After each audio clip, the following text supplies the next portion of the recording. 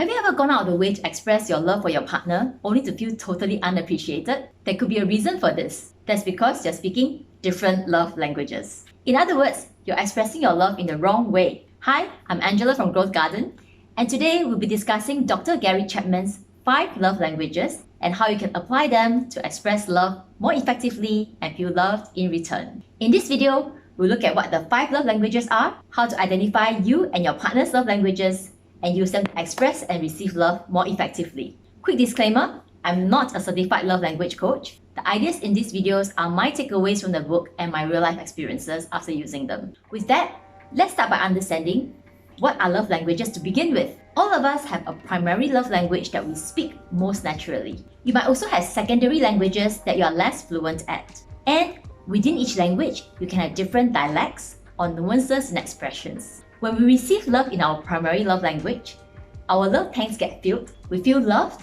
energized, and safe. And when we don't receive love in that language, our tank gradually depletes. And negative responses in our primary love language hurt us the most deeply. Specifically, what are the 5 love languages? Let's take a look at each of them, borrowing from Reading Graphic's infographic summary.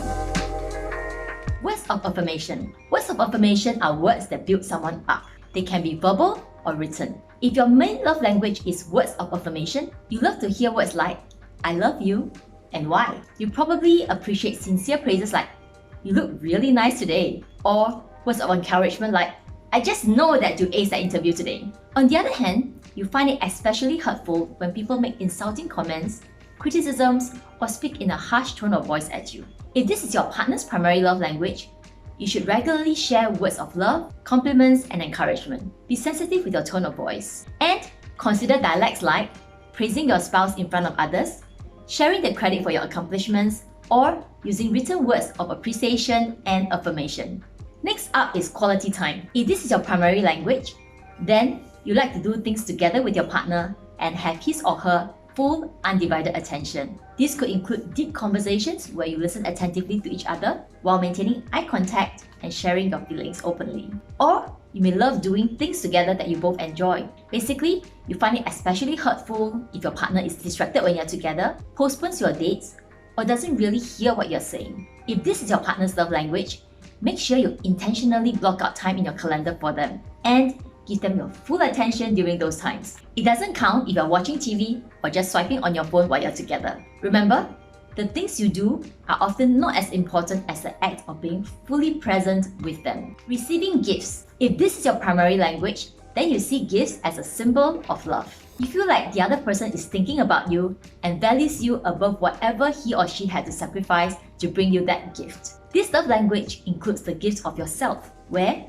you are the gift just by being physically there for your partner. On the other hand, you feel deeply hurt when someone buys you an obviously thoughtless gift, forgets your birthday or anniversary, or isn't there for you in times of need. If your partner values gifts but you don't, then start by observing the kind of gifts that gets him or her really excited. That will give you a hint on what to focus on. Of course, you can just ask your partner directly what they would really like and start to keep a list of all the things that they mention that they want. Ultimately, it's the thought that counts, not the dollar value. Acts of service. If this is your primary love language, then you feel loved when your spouse offers to do things for you or share responsibilities like washing the dishes, fixing stuff at home, and so on. On the other hand, you feel really hurt if they seem unwilling to help, especially if they break their promises or seem more willing to help other people than to help you. They could also be making demands that suggest that they take you for granted. If this is your partner's love language, try asking him or her to list down the tasks that are really important to them. Then, make a conscious effort to help them with those tasks. After a stressful day,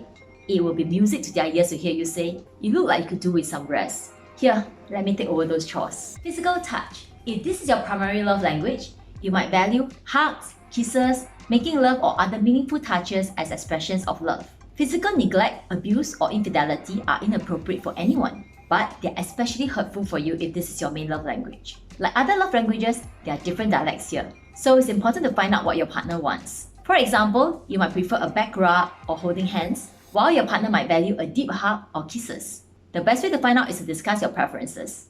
Now, at this point, you might be wondering, how can I discover my love languages or my partner's love languages? The best way is to simply go online and do a quick online assessment together. I've included the link below here.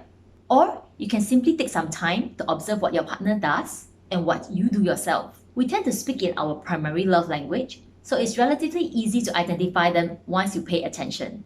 For example, do you tend to buy gifts for your partners, do things for them, or praise them generously? On the contrary, when do you feel the most disappointed or upset? Is it when your partner forgets to buy a gift, doesn't finish a chore that he promised to do, or say something that makes you feel really invalidated? Rather than second guess each other, maybe you can just share this video with him or her, then talk about your respective love languages over a meal, or take the quiz together. Now that you have a good idea of the 5 love languages, let's explore how you can apply this in real life. I first read this book when I was in my 20s, but I didn't fully appreciate the value of the book until I reread it about 8 years ago and started to apply it more consciously in my life. By then, I was actually in the midst of a separation, and with the benefit of hindsight, I could see where we have gone wrong. For example, my former husband's primary love language was acts of service. And acts of service is like number 4 on my list, which is like not really a priority for me, and I was terribly unmindful back then. So I remember once he took great pains to buy pots and pans just to cook a meal personally, but I was like, wow, why go through so much trouble when we could eat out? Oops, like totally missing the point, right? On another occasion, he actually invited our common friends over for dinner, but there was some work emergency and I came home really late.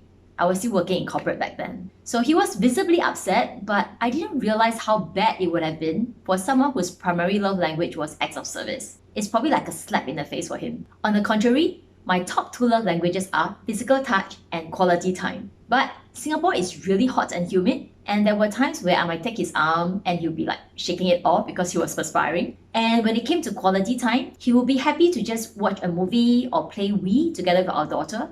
But my dialects were slightly different. I prefer deep conversations, immersive activities, and exploring new experiences together. So there was a mismatch there somewhere. Fast forward to today, with my boyfriend, our top love languages are the same, which is physical touch and quality time. But we have a different hierarchy in terms of the types of physical touch that we value the most. And even though we both enjoy shared activities and conversations, I realized that our timing doesn't always match up. Just because I feel like having a deep conversation right now doesn't mean that he's in the frame of mind for that. Which brings us to the topic of communication, which I'll cover in a separate video. Love languages are also applicable to friends. For example, the least important love language for me is receiving gifts. It's like right at the bottom of my list. So I tend to gloss over things like Christmas gifts or travel souvenirs.